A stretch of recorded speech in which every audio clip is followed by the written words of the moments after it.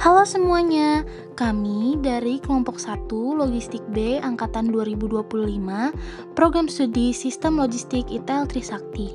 Pada video kali ini, kelompok kami akan mempresentasikan materi pasar oligopoli pada mata kuliah pengantar ekonomi mikro. Berikut ini anggota kelompok kami.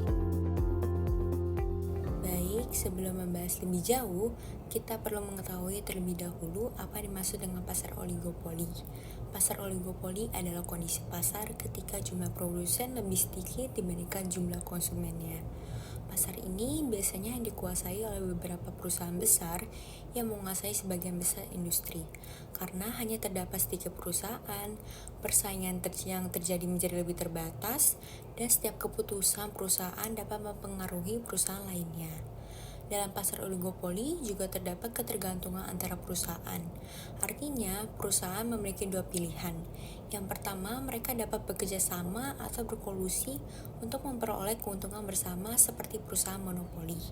Yang kedua, mereka dapat saling bersaingan untuk mendapatkan konsumen dan bagian keuntungan yang lebih besar. Struktur pasar oligopoli. Pasar oligopoli adalah pasar tidak sempurna, di mana jumlah konsumen jauh lebih banyak daripada jumlah penjual. Struktur tidak sempurna ini membuat kondisi permintaan dan penawaran dalam kondisi tidak seimbang. Namun, sangat sulit bagi pemain baru untuk memasuki pasar dan mendapat porsi yang menjanjikan. Lalu ada karakteristik pasar oligopoli. Yang pertama yaitu jumlah penjual sedikit. Pasar hanya dikuasai oleh beberapa perusahaan besar yang memiliki pangsa pasar dominan. Yang kedua yaitu hambatan masuk pasar tinggi. Perusahaan baru sulit masuk karena membutuhkan modal besar, teknologi tinggi, dan jaringan distribusi yang luas. Yang ketiga yaitu saling ketergantungan antar perusahaan.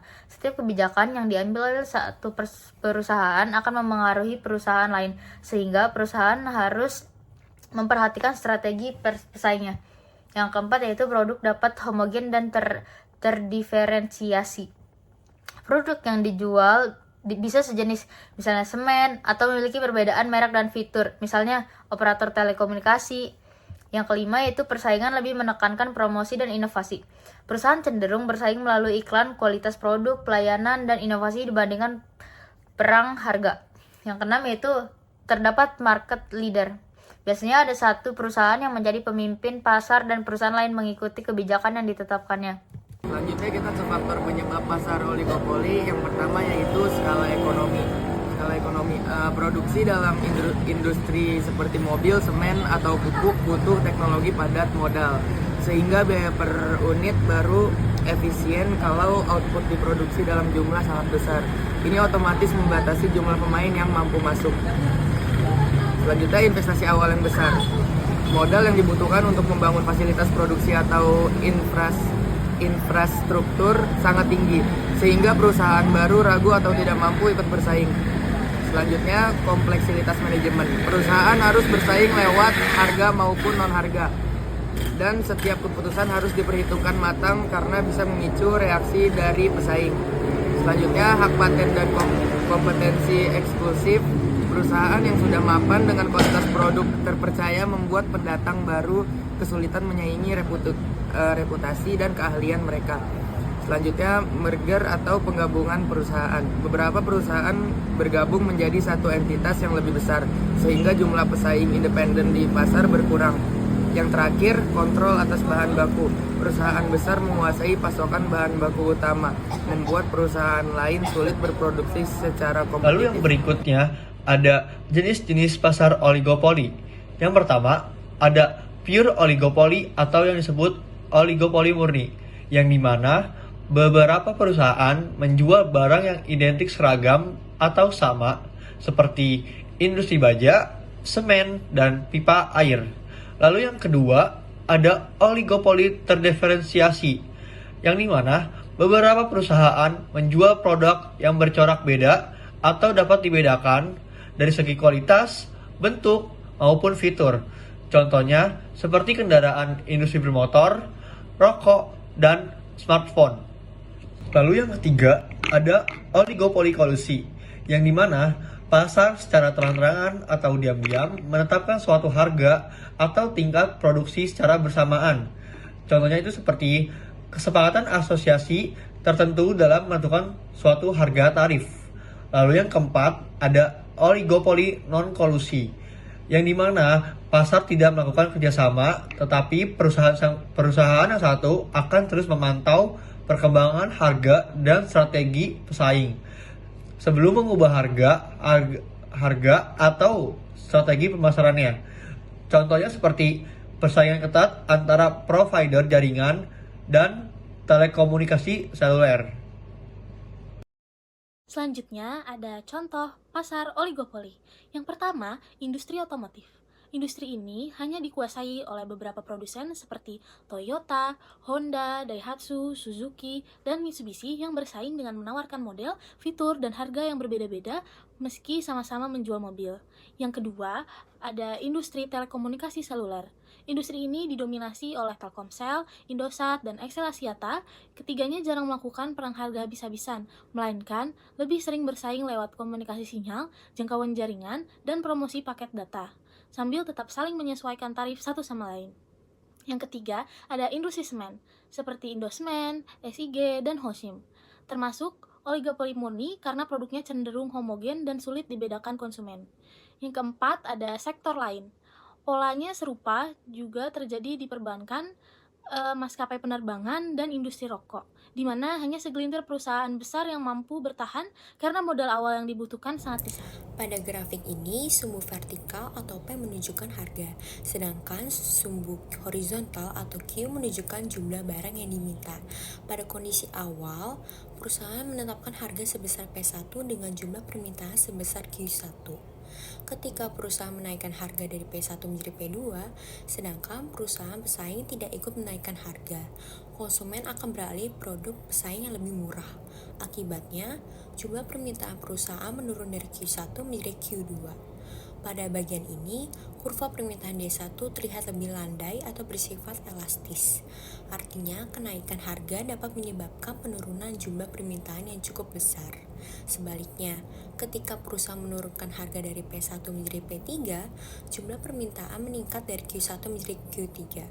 Namun, perusahaan pesaing biasanya juga ikut menurunkan harga agar tidak kehilangan konsumennya. Kondisi tersebut membentuk kurva permintaan D2 lebih curam atau bersifat inelastis. Artinya, penurunan harga hanya menyebabkan peningkatan jumlah permintaan yang relatif lebih kecil. Berdasarkan dua keadaan sebelumnya, kurva permintaan perusahaan oligopoli seolah-olah mengalami patahan. Kurva ini disebut Kincaid Demand Curve atau kurva permintaan patah. Kurva tersebut pada titik B, yaitu pada tingkat harga P1 dan jumlah permintaan Q1. Bagian kurva dari titik A dan menuju titik B menggambarkan kondisi ketika perusahaan menaikkan harga. Pada kondisi tersebut, perusahaan pesaing tidak ikut menaikkan harga, sehingga permintaannya bersifat elastis. Sementara itu, bagian kurva dari titik B menuju kurva D2 menggambarkan kondisi ketika perusahaan menurunkan harga. Perusahaan pesaing biasanya ikut menurunkan harga sehingga permintaan menjadi lebih inelastis. Jadi, kurva permintaan oligopoli terbentuk dari titik A menuju titik B, kemudian dilanjutkan menuju kurva D2, sehingga terlihat seperti mengalami patahan pada titik B. Karena kurva permintaan perusahaan oligopoli berbentuk patah, maka kurva pendapatan marginal atau marginal revenue-nya juga menjadi terputus. Apabila kurva permintaan yang berlaku adalah D1, maka kurva pendapatan marginalnya adalah MR1. Sedangkan apabila kurva permintaan yang berlaku adalah D2, maka kurva pendapatan marginalnya adalah MR2. Kurva pendapatan marginal oligopoli dimulai dari titik A menuju titik C. Kemudian pada jumlah produksi Q1 terdapat celah atau bagian yang terputus antara titik C dan titik D. Setelah titik D, kurva pendapatan marginal dilanjutkan mengikuti MR2. Jadi, kurva marginal revenue pada pasar oligopoli terdiri atas garis dari titik A menuju titik C.